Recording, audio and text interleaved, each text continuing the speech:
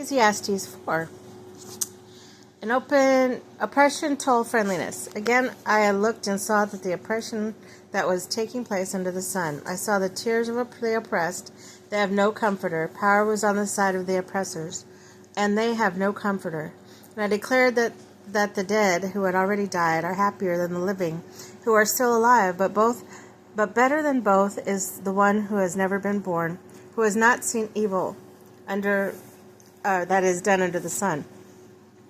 I saw that all toil and all achievement springs from one person's envy of another. This too is meaningless, a chasing after the wind. Fools fold their hands and ruin themselves. Better one handful with tranquility than two handfuls with toil and chasing after the wind. Again, I saw something meaningless under the sun. There was a man all alone. He had neither son nor brother. There was no end to his toil.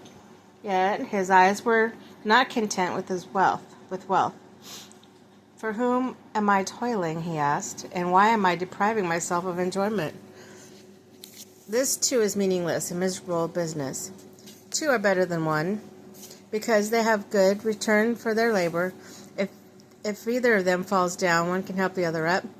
But pity anyone who falls and has no one to help them up. Also, if two lie down together, they will keep warm. But how can one keep warm alone? Though one may be overpowered, two can defend themselves. A cord of three stands not quickly broken. Advancement, is meaningless.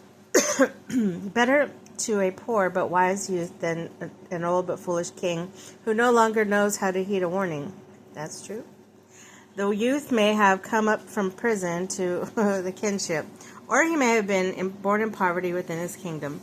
I saw that all who lived and walked under the sun followed the youth, the king's successor. There was no end to all the people who were before them, but those who came later were not pleased with the successor. This too is meaningless, a chasing after the wind.